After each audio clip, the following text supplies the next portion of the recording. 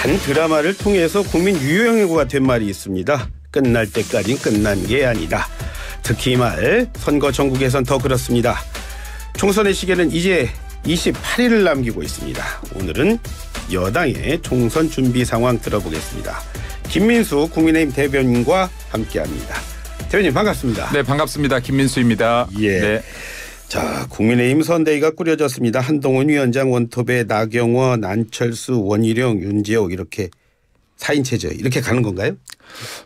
일단 발표된 게 그렇고요. 네. 여기 한동훈 위원장 이제 발언을 보면은 이제 원탑 체제 이런 것이 아니라 5인 체제 그리고 모든 국민의힘의 구성원들이 함께 가는 체제라고 했으니까요. 예. 한동훈 위원장이 강조하고 싶은 것은 이제 대표성을 띈 분들 5인 체제는 맞으나 예. 국민의힘 모두가 다 위원장이란 마음으로 모두 함께 체제다라는 걸 좀 강조하고 싶었던 것이 아닌가 생각합니다. 그래도 뭐 이분들 뭐 역할 분담이 따로 있습니까? 어떻게 됩니까? 뭐 역할 분담이라고는 크게 두 가지 정도 봐야 될 것 같아요. 뭐 예를 들어서 나경원 그 전 대표 같은 경우는 이제 한강벨트라고 불리는 이 지역들에 대해서 좀 중점적으로, 그리고 또 이제 안철수 전 대표 같은 경우는 이제 그 반도체 벨트라고 불리는 뭐 판교, 성남, 용인 뭐 이런 등지, 수원, 이런 곳들에 대해서 좀 주력을 하게 될 것 같은데, 그럼에도 불구하고 다들 후보로 나와 계시잖아요. 예. 그렇기 때문에 뭐 이렇게 그 현장들을 실제로 막 이렇게 선대위원장처럼 바삐 다니는 데는 분명히 한계가 있을 것이다. 그럼에도 불구하고 이 두 분이 갖는 또 상징성이 있다. 뭐 예를 들어서 지금 이제 뭐 친명, 찐명들만 위주로 이렇게 공천이 된 것이 아니냐 하는 뭐 말들도 있는데, 이 두 분은 뭐 대표적으로 국민들이 받아들이실 때 그런 쪽이 아니다라고 생각하시니까요. 아무래도 중도 확장성의 개념도 상징적으로 가지고 있지 않나라고 생각됩니다. 네. 상대적으로 조용하다는 평가를 받았던 게 국민의힘이었는데 자, 끝에 가서는 또 그렇지도 않다는 공천 평가를 또 받았습니다. 특히나 지금 남아있는 국민 추천제 이 지역구들 이게 또 뇌관이 될 거란 그런 얘기도 있어요. 어떻게 보세요? 좀 더 지켜봐야 될 것 같아요. 뭐 사실은 저도 이거를 뭐 여타부타 미리 그 결과를 예단하기는 쉽지가 않은데 일단은 뭐 중요한 것은 민주당의 정말로 뭐 이번에 비명 학살이라고 불리우는 이 공천에 대비해서 조용했는데 감동이 좀 없더라 하는 평가지 않습니까? 그럼 이제 국민의힘에서 국민들께서 감동이 없다라고 하니 상대적으로 무난하나 민주당보다 감동이 없다라고 하니 이 감동을 좀 한번 만들어 볼까 해서 국민 추천제라고 하는, 저도 처음 보는 이제 이 제도가 좀 도입이 됐죠. 예.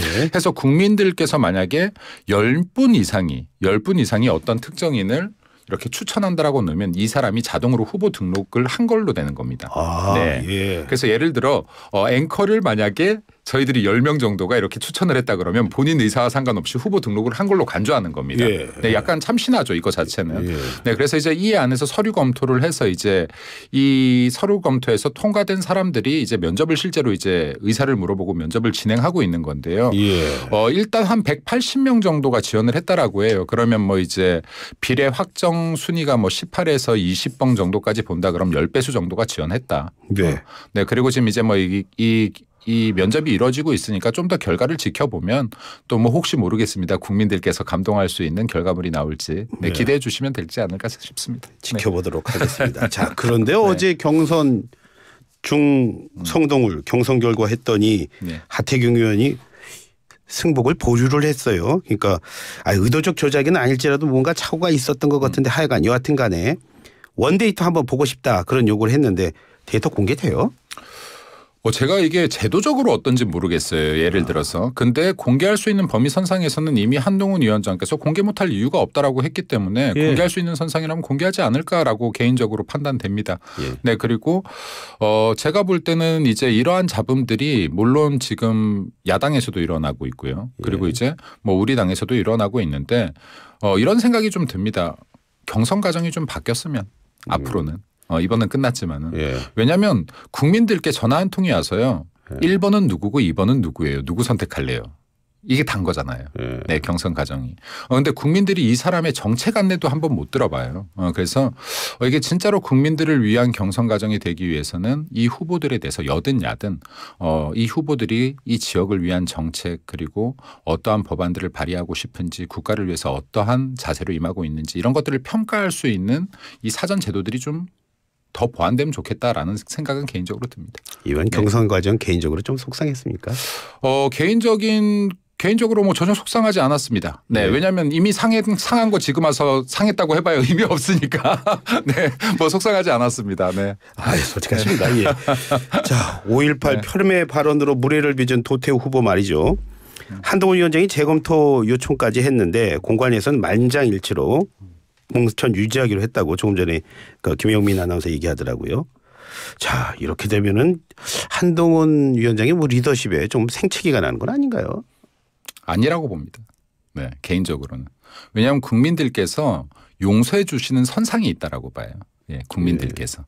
그리고 지금 이러한 발언들의 문제는 두 가지 관점에서 꼭 짚어봐야 된다고 생각합니다. 첫 번째는 발언의 시기입니다.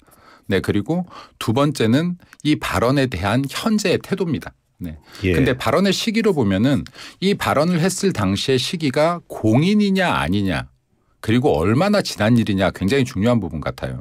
근데 이게 지금 약 5, 6년 전이고 당시에 도태우 후보는 공인이 아니었습니다. 그래서 지금 이제 그리고 이 발언에 대해서 지금 문제가 되었을 때 그럼에도 불구하고 즉각적인 사과를 했고요. 두 번에 걸쳐서. 그리고 그럼 이 부분에 시기적인 부분에서 본다라고 하면 국민들께서 그래 하고 어느 정도 용서할 부분들이 있다. 그리고 또 이제 이 부분에 대해서 두 번을 사과를 했는데 여기에 굉장히 진정성이 묻어 있더라.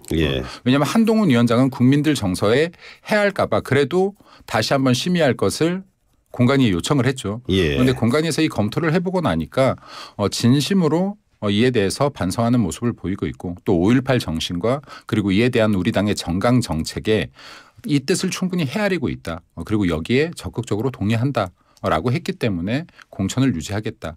그리고 이 부분에 대해서는 국민들께서 이해해 주지 않으실까라는 생각이 들고요. 그리고 이에 반해서 지금 이거를 민주당이 굉장히 집요하게 물어뜯는 것 같아요. 이 사건을. 근데 어제 한동훈 위원장도 이런 발언을 하셨던데 이렇게 민주당이 남의 당의 잣대를 대듯이 본인의 잣대로 본인의 당에도 이 잣대를 똑같이 대면 지금 나올 사람이 없다. 뭐 예를 들어서 민주당에. 그럼 민주당 같은 경우는 정말로 이게 국가 간이 의심되는 발언들을 한 사람들 너무나 많거든요. 그럼 이 사건에 대한 발언이 아니라 국가 간 자체에 대한 발언들도 굉장히 심각한 부분들 많지 않습니까? 뭐 예를 들어서 발목질에 밟으면 목발을 부상으로 주자거나. 네. 그리고 정작 이재명 당대표조차도 우리 북한이라고 했어요. 불과 2달 전입니다. 한 당의 공당의 그것도 거대 야당의 당 대표가 불과 2달 전에 우리 북한이라는 말을 입에 담았습니다.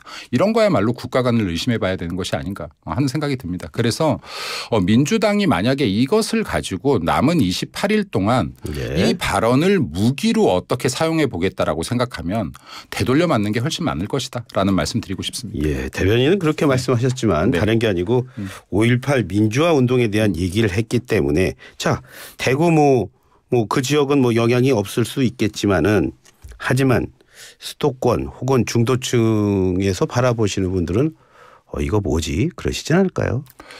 그런 분들 있을 거라고 봐요. 근데 아까 말씀드렸는데 만약에 이 분이 당시에 이게 최근의 일이고 그리고 이러한 부분에 대해서 당의 입장이 아주 명확하게 이제는 나와 있지 않습니까? 분명하게 서 있죠. 우리 당의 입장이. 근데 이게 최근의 일이라든가 그리고 공인으로서의 발언이었다라고 하면 이거는 아마 제가 볼 때 공천 취소됐을 겁니다. 근데 이게 시기가 아까 시기성의 문제라고 했었는데 공인도 아니었고 시기도 꽤나 지난 일이었다 하는 부분에서 국민들께서 어느 정도 참작하고 또 사과하는 모습을 보고 용서해 주시지 않을까라는 생각합니다. 네. 당선 축하 파티 논란 빚은 박덕흠 의원 뭐 선관위에서 고발까지 당했는데 이분의 시기와 태도는 어떻게 보십니까? 부적절하다고 봅니다. 네. 왜냐하면 지금 일단은 거기까지는 이해를 했어요. 왜냐하면 여기 후보로 뛰는 사람이나 혹은 현직 의원이나 간혹 가다가 본인이 피하지 못한 자리들이 만들어질 때가 있습니다. 예를 들어 여기에 주민들 식사하고 있는데 잠깐 들러주세요 해서 가보면 내가 의도치 않게 화이팅을 외친다거나 근데 이거 막을 수가 없죠. 그럼 이제 이런 것들은 분명히 있기 때문에 저는 처음에 이 정도 선상이 아닐까 하고 봤는데 이 안에 소방공무원이 있더라고요. 그럼 이거 부적절하죠. 잘못됐죠. 그래서 뭐 잘못된 것은 잘못됐다. 그리고 이에 대해서 또 한동훈 위원장이 공개적으로 경고도 하셨더라고요. 보니까. 그래서 잘못된 것은 잘못됐다 말씀드립니다. 이렇게 뭐 이런 게 반복되면 국민의힘에게 좋을 건 없잖아요. 여든 야든 이런 일들은 일어나서 안 되죠. 그러니까 법으로 금지하고 있는 건데요. 사실 선거법이 아무리 나일론 같다고 해도요. 그래서 선거법도 좀 더 명확한 기준이 있었으면 좋겠어요. 예를 들어 어떤 후보가 하면 괜찮고 어떤 후보가 하면 이게 엄벌에 처해지고 뭐 당선 무효형까지 가고 해서는 안 된다. 그래서 선관위에서도 보다 명확한 기준을 세워라. 그래서 이게 어떤 국민이 봐도 상식적으로 아 이건 선거법 위반이 맞지 이건 아니지라고 분류할 수 있는 상식의 선상에서 기준을 명확히 세우길 바란다는 말씀 좀 추가로 드리고 싶습니다. 예, 그렇네요. 여론조사 결과 하나만 보고 갈게요. 조금만 쉬어서 됩니다. 네. 자, 리얼미터가 에너지경제 의뢰로요. 지난 3월 7일과 8일 이틀 동안 전국 18살 이상 유권자 1,006명을 대상으로 유무선 자동 응답 방식으로 한 여론조사 결과입니다. 응답률은 3.9%였고요. 전체 질문지 궁금한 거 있으시면 중앙선거 여론조사 심의위원회 홈페이지 참조하시면 됩니다. 자, 이 조사에서요. 네네. 정당 지지율이 오차 범위 내입니다만 네. 국민의힘이 41.9% 민주당이 43.1%로요. 이게 2주 만에 또 재역전이 됐어요. 자, 이걸 두고 오늘 아침 신문 보셨겠지만 선거 막판에 국민의힘 힘 떨어진 거 아니냐 전략 부재 아니냐 이런 얘기를 많이 하던데요. 어떻게 보십니까? 오만한 발언을 하면 안 되겠지만 전략 부재는 아니라고 봅니다. 예. 네, 전략 부재는 아니라고 보고요. 지금 민주당이 어쨌든 간에 굉장히 자부심이 많던 공천이 끝났고 예. 네, 그리고 이제 뭐 조국 혁신당 이 나오면서 또 민주당의 대체 효과도 좀 내는 시너지 효과가 약간은 있었다라고 보여지는데 실제로 한동훈 위원장 같은 경우가 결코 전략이나 이슈 없이 움직인 지역이 하나도 없습니다. 예. 단 한 곳도 있지 않아요. 예. 네, 그래서 여기에 민주당 같은 경우가 지금 전략으로 내세우고 있는 것은 오로지 정권 심판, 네, 검찰 개혁 이 두 가지거든요. 예. 네, 이 두 가지 외에 들리는 이야기가 없지 않습니까? 네, 근데 지금 한동훈 위원장 같은 경우는 실질적으로 경제에 대한 이야기들도 굉장히 많이 하고 있고요. 그리고 지금 뭐 경기도 같은 경우에 서울로 네, 편입되는 것과 그리고 경기도 남북도 북구 뭐 이런 부분들도 지금 이슈를 계속해서 가지고 가고 있죠. 예. 네, 그리고 무엇보다도 지금 가장 그 국민들께서 답답해하실 수 있는 경제 여건 같은 경우도 경제 현안 같은 경우들도 마찬가지인데 예. 이 180 거대 야당으로서 민주당이 계속해서 민생 법안들 발목 잡게 했던 것들 이런 것들도 지금 이제 구호 자체에서 국민의힘이 지금 하겠습니다라고 하는 것들이 지금 실제로 정책들이 굉장히 많이 발표되고 있어요. 그럼 이제 이게 그냥 공허한 약속이 아니라 우리가 이번 총선이 끝나고 나서부터 바로 국민들에게 몸에 체감으로 와닿을 수 있는 정책들을 만들어가겠다는 거 계속 보여주고 있죠. 네, 그래서 이 부분들은 아마 앞으로 이제 쏟아지기 시작할 것이다. 지금까지도 그랬지만 남은 기간 동안에 국민들의 마음을 가지고 올 수 있는 정책들이 쏟아질 거라고 봅니다. 예, 이렇게 정책도 여러 가지 있고 그렇다고 하는데 오늘 뭐 보수 진보를 떠나서요. 신문들이요. 아, 지금 어떻게 보면 당이 위기 상황이라고도 볼 수 있는데 이 별다른 해결책 안 내놓고 이제 한동훈 위원장이 전국 순회 유세만 하고 다닌다. 이런 지적들이 많은데 혹시 보셨어요?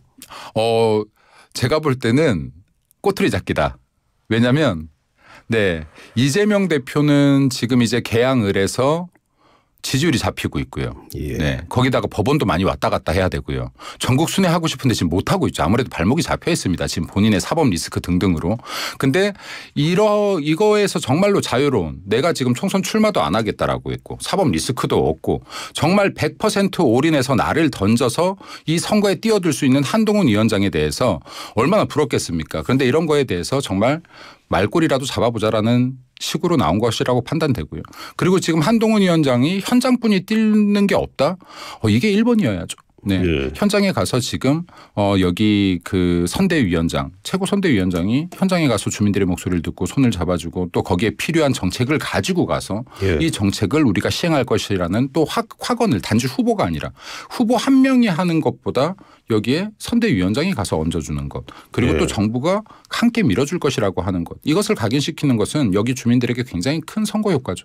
그래서 이거는 이재명 대표가 여건만 된다면 본인이 지금 하고 싶어서 안 다릴 것이다. 그런데 본인이 법원 출석도 해야 되고 여러 가지 문제 등으로 지금 본인이 못할 뿐이지 본인이 여건만 됐으면 더 뛰었을 사람이다라고 생각됩니다. 네. 민주당 얘기하니까 이 말씀 드렸는데 민주당이 지금 또 강하게 밀어붙이는 거 하나가 이종섭 전 장관 얘기입니다. 네. 호주 대사로 출국한 걸 가지고 그렇게 뭐 하면은 말 잘하는 한동훈 위원장이 왜 이 문제만큼은 입을 꽉 닫고 침묵하는 거냐 그렇게 얘기하던데요. 그건 어떻게 보세요?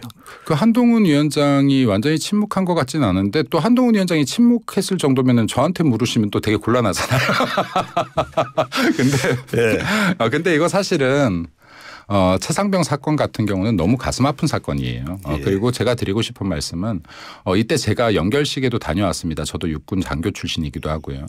근데 당시에 정말로 많은 국민의힘의 관계자들이 그 현장을 찾아서 같이 슬퍼하고 아파했습니다. 그 현장 영상을 돌려보시면요. 민주당에서 몇 명 온지 보세요. 민주당 의원들 민주당 구성원들 몇 명이 나온지 보십시오. 예를 들어 제가 가슴 아픈 것은 이러한 사건들을 정치적으로 절대 이용하려고 하지 마라. 진심으로 슬퍼하고 이러한 사건들이 재발되지 않게끔 하는 것이 우선이지 계속해서 어떠한 사회적으로 우리 국가적으로 누군가가 아픈 사건을 가지고 정치적인 이점을 얻으려고 하지 마라는 말씀 좀 드리고 싶습니다. 자, 그러면 이렇게 질문을 좀 드리면 될까요? 한동훈 위원장에게 좀 국민들이 기대를 한 건 유권자들이 기대한 건 정부에 좀 쓴소리하면서 민심의 어떤 통로를 해줄 거다 그런 기대를 했는데 지금 이런 면에서 볼 때는 유권자들이 제대로 쓴소리 안 했네 이런 실망으로 다가오지는 않을까요? 제가 볼 때는 쓴소리를 충분히 하지 않을까 생각됩니다. 네, 예를 들어서 이게 국민들 앞에서 보이게만 하는 게 쓴소리가 아니거든요. 그런데 이게 선거 국면에서 자칫해서 이러한 것들이 분열로 보일 수도 있고요. 그리고 어떤 권력 구도로 비칠 수도 있고요. 그런데 제가 볼 때는 예를 들어서 제가 앵커께 뭐 둘이 친하다고 가정을 하면 공개석상에서 야 이런 거 좀 고쳐야지 하는 것만이 쓴소리가 아닐 것이고 정말 없는 자리에서 야 이런 것들은 좀 이런 얘기들이 나와 이런 부분들 좀 고칠 필요가 있겠어 이것도 쓴소리거든요. 그런데 선거 국면에서 이거를 대놓고 공개적으로 쓴소리를 했다라고 하면 이거 당연히 뭐라고 할까요? 민주당에서는 권력구도 두 명의 갈등 이런 쪽으로 몰고 가겠죠. 네, 내부적으로는 분명히 필요한 이야기들을 충분히 하고 있을 것이라 생각됩니다. 그러면은 대통령과 한동훈 위원장은 지금 개인적으로 따로 만난다는 그런. 그럴 시간이 있나요? 그렇지는 못하겠죠. 네. 그래도 당의 입장에서 한 개인 대 개인의 입장이 아니라 당의 입장에서 정부에 조언할 수 있는 부분들은 충분히 하고 있지 않을까 싶습니다.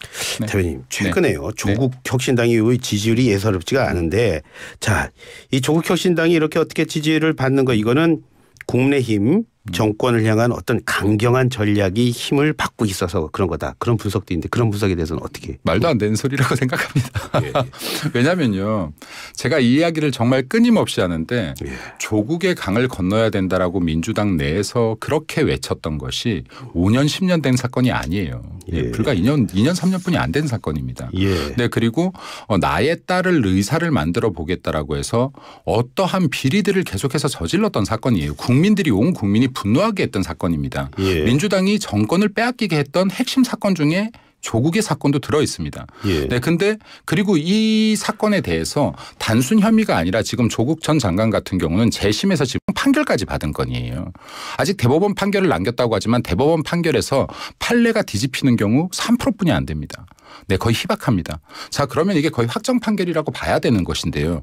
이러한 상황에서 지금 신당을 창당했다는 것도 대한민국의 너무 가슴 아픈 현실이고 코미디 같은 정치 상황이라고 봐요. 근데 이게 조국이 신당을 창당했더니 지지율이 올라가더라? 아니죠. 근데 이것보다 더 큰 과학이 있다라고 민주당 내에서 판단하는 겁니다. 우리는 민주당을 지지하고 민주당을 사랑하지만 이재명의 민주당은 도저히 지지를 못하겠어서 내가 갈 곳을 잃었는데 조국 신당이 등장하니까 그나마 이재명 대표보다는 조국이 낫네. 하고 이동했을 뿐이다. 그래서 이게 결국에는 제로섬 게임이라는 표현이 맞다. 왜냐하면 지금 비례정당의 지지율을 보면요. 민주당과 지금 조국 신당의 이 합을 보면은 결국에는 국민의힘과 비슷합니다. 네. 그러면 지금 이제 이 수치를 놓고 본다라고 하면 실제로는 네, 민주당 내의 지지층들을 분리시키는 효과를 갖고 왔을 뿐. 그런데 단지 민주당을 앞서기도 하다 보니까 워낙 집중도가 높아졌을 뿐이다. 라고 말씀드리고 싶고 아마 이게 30일 28일 남았는데 총선까지 가다 보면은 이 거품도 다소 꺼질 것이다라고 진단합니다. 총선의 미래 뭐 거품까지 얘기를 하셔서 가장 궁금한 질문 드려야 되겠네요. 이 질문. 국민의힘 이번 선거의 최종 목표선 한 어느 정도 지금 상태로는 몇 석 정도 올 거라고 보세요? 이건 한동훈 위원장께서 하셨던 말씀으로 그대로 가름하겠습니다. 감히 수치를 이야기한다라는 것은 국민께 굉장히 건방진 행위이다. 네, 그래서 국민들께서 이렇게 선택해 주실 수 있게 더 많은 선택을 해 주실 수 있게 마지막 날까지 그리고 총선 이후에도 최선의 노력을 다하겠다라는 말씀드립니다. 예. 그렇게 지도하시네. 네, 오늘 말씀 정말 잘 들었습니다. 말씀 잘 들었고요. 또 청취자 여러분들에게 많은 판단에 도움이 되셨을 거라고 봅니다. 고맙습니다. 네, 감사합니다. 네. 감사합니다. 예, 지금까지 국민의힘 김민수 대변인과 함께했습니다.